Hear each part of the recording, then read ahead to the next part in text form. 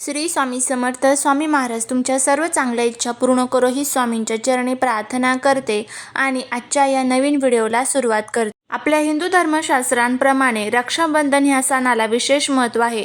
भावा बहिणीच्या नात्यातील अटूट प्रेम दर्शवणारा हा सोहळा आहे. या दिवशी बहीण भावाच्या हाताला राखी बांधते, तसेच भावाच्या दीर्घायुष्यासाठी देवाकडे प्रार्थना करत असते. भाऊ बहिणीच्या रक्षणासाठी वचन देतो आणि बहिणीला छानशी भेटवस्तू देतो. यंदा 9 ऑगस्ट 2025 रोजी रक्षाबंधनाचा सण हा साजरा केला जाणार आहे. मात्र या काळात भद्राकालाचे सावट असणार आहे की नाही, त्याचबरोबर राहू काळ कोणता, कोणत्या वेळेमध्ये आपल्याला राखी बांधायची नाहीये, राखी बांधण्याचा शुभ मुहूर्त कोणता, याबद्दलची संपूर्ण माहिती आज या व्हिडिओमध्ये मी तुमच्यासोबत शेअर करणार आहे. त्यामुळे तुम्ही हा व्हिडिओ स्किप न करता शेवटपर्यंत पाहत राहा.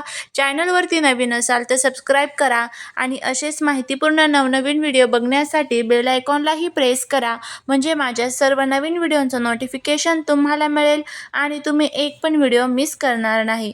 त्याचबरोबर कमेंटमध्ये ओम नमः शिवाय लिहिला अजिबात विसरू नका, जेणेकरून भोलेनाथांची तुमच्या कुटुंबावरती, मुलांवरती अगदी भरभरून कृपा होईल.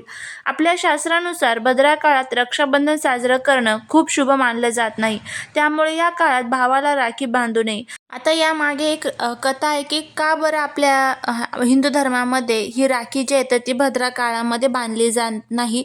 तर बघा, भद्रा भगवान सूर्य आणि यांची पत्नी छाया यांची कन्या आहे, तसेच शनिदेवाची बहीण आहे.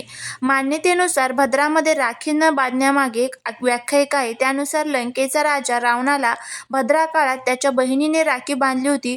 भद्रा काळामध्ये राखी बांधल्यामुळे रावणाचा नाश झाल्याचे सांगितले जाते.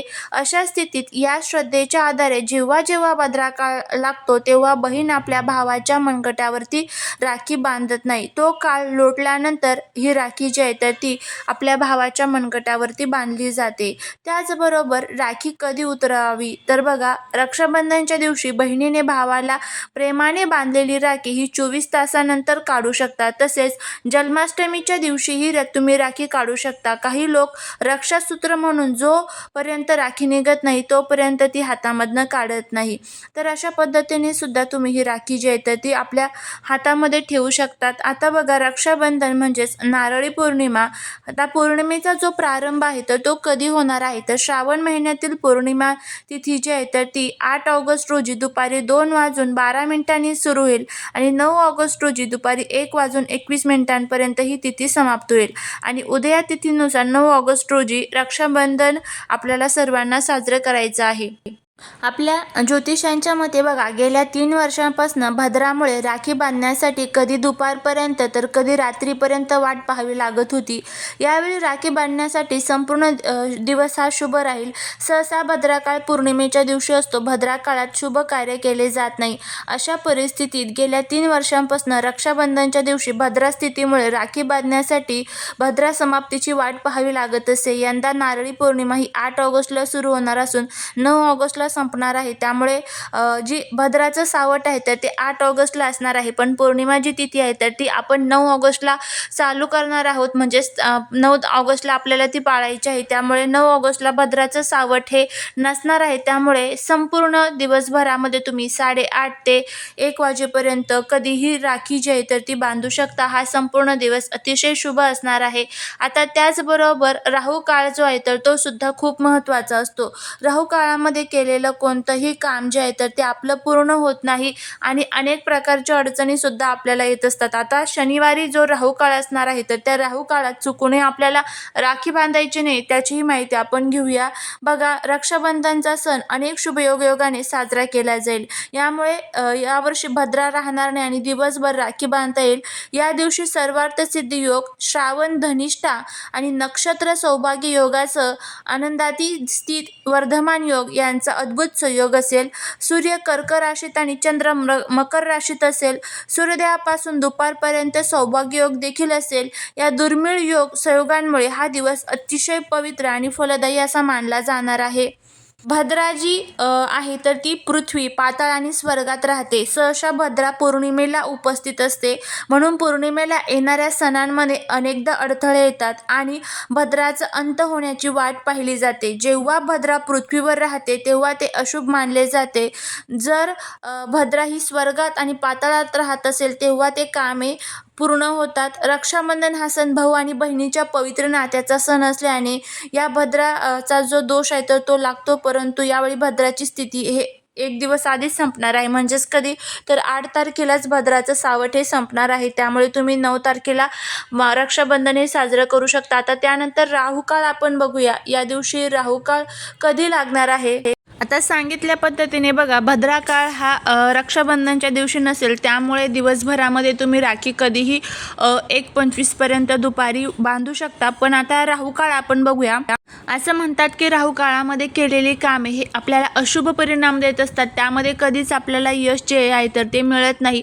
त्यामुळे राहू काळ हा सुद्धा खूप महत्त्वाचा आहे. या राहू काळामध्ये जर आपण राखी बांधली तर त्याचे अनेक प्रकारचे दोष जे आहेत तर ते आपल्याला लागत असतात. संपूर्ण दिवसामध्ये 2 तास हा राहू काळ असतो आणि आपल्या संपूर्ण दिवसाचं वर्गीकरण हे वेगवेगळ्या प्रकारांमध्ये केलेलं असतं. त्यामध्ये अमृत काळ असतो, राहू काळ असतो, त्याचबरोबर ब्रह्ममुहूर्त, अशा वेगवेगळ्या वर्गीकरणामध्ये आपला जो संपूर्ण दिवस आहे तर तो केलेला असतो. त्यामध्ये जो अमृत काळ असतो त्या अमृत काळामध्ये केलेली कामं ही आपल्यासाठी शुभ परिणाम देऊन जातात आणि त्याचं यश हे आपल्याला मिळतं. पण त्याच पद्धतीने ज्या वेळेस आपण राहू काळामध्ये एखादं काम करतो तर त्याचं फळ हे आपल्याला कधीच मिळत नाही आणि त्याचे अशुभ परिणाम हे आपल्याला भेटत असतात. कारण सर्वांनाच माहीत आहे की राहू आणि केतू हे आपल्या कुंडलीमध्ये किती अशुभ परिणाम जे आहेत ते देत असतात. त्यामुळे राहू काळामध्ये शक्यतो करून आपल्या भावाच्या मनगटावरती चुकूनही आपल्याला राखी जी आहे तर ती बांधायची नसते. आता हा राहू काळ कधी असणार आहे ते आपण बघूया. तर आता शनिवारी रक्षाबंधन असणार आहे. त्यामुळे शनिवारचा जो राहू काळ आहे तर तो सकाळी 9 वाजल्यापासून ते 11 वाजेपर्यंत असणार आहे. त्यामुळे तुम्ही सकाळी 9 ते 11 या वेळेमध्ये चुकूनही आपल्या भावाला तुम्हाला राखी जी आहे तर ती बांधायची नाही आहे. आता जर तुम्हाला राखी बांधायचीच आहे तर मग तुम्ही ती 9 ते 11 हा जो कालावधी आहे तर तो सोडून तुम्ही 1:25 पर्यंत कधीही राखी बांधू शकता. पण जर तुम्हाला 1:25 पर्यंत जर शक्य झालं नाही तर मग तुम्ही दिवसभरात संध्याकाळी तुम्हाला ज्या वेळेमध्ये टाईम भेटेल त्या वेळेमध्ये जरी तुम्ही ही राखी बांधली तरीही चालेल. पण फक्त एक गोष्ट लक्षात ठेवा, जो राहू काळ सांगितलेला आहे सकाळी 9 वाजल्यापासून ते सकाळी 11 वाजेपर्यंत, ह्या कालावधीमध्ये शक्यतो करून 2 तासाच्या राखी बांधणं हे तुम्हाला वर्ज्य करायचं आहे. आणि आपण शुभ मुहूर्त देखील बघितलेला आहे. सकाळी 5:25 पासून ते 1:25 पर्यंत हा अतिशय शुभ मुहूर्त असणार आहे. फक्त राहू काळ जर सोडला तर या कालावधीमध्ये तुम्ही राखी जी आहे तर ती बांधू शकता. त्यानंतर ज्या महिलांना या दिवशी मासिक धर्माचा 4था दिवस असेल, पहिला असेल, दुसरं असेल, तर अशा महिलांनी सुद्धा आपल्या भावाला राखी बांधू नये. या दिवशी महिलांनी केस धुवावे का? तर हो, चालेल. तुम्ही जर या दिवशी केस धुतले तरीही चालेल. आता राखी बांधल्यानंतर ती राखी आपल्याला कधी सोडायची असते तर ती जी राखी आहे तर ती तुम्ही 24 तासानंतर सोडू शकतात. सोडल्यानंतर ती अशी कुठे कचऱ्यामध्ये वगैरे टाकायची नाही, तर एखाद्या पिंपळाच्या झाडाखाली किंवा वाहत्या पाण्यामध्ये तुम्हाला ती राखी जी आहे तर ती विसर्जित करायची असते. तर अशा पद्धतीने तुम्हाला ही जी माहिती आहे तर ती आपण बघितलेली आहे. या कालावधीमध्ये जर तुम्ही ही राखी आपल्या भावाच्या मनगटावरती बांधली तर त्याचे चांगले फायदे तुम्हाला होतील.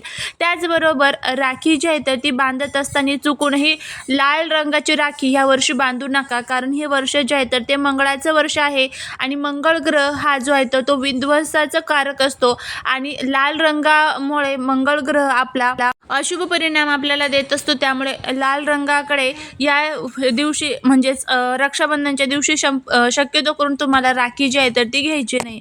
तर बाकीच्या कोणत्याही रंगाची तुम्ही घेऊ शकता. फक्त काळ्या रंगाची आणि लाल रंगाची जी राखी आहे तर ती तुम्हाला वर्ज्य करायची आहे. अशा पद्धतीने ही संपूर्ण माहिती आपण बघितलेली आहे. जर तुम्हाला ही माहिती आवडली असेल तर चॅनलला सबस्क्राईब करून कमेंटमध्ये ओम नमः शिवाय लिहायला विसरू नका. भेटूया पुढच्या एका छानशा नवीन व्हिडिओत एका नवीन माहितीसोबत. श्री स्वामी समर्थ.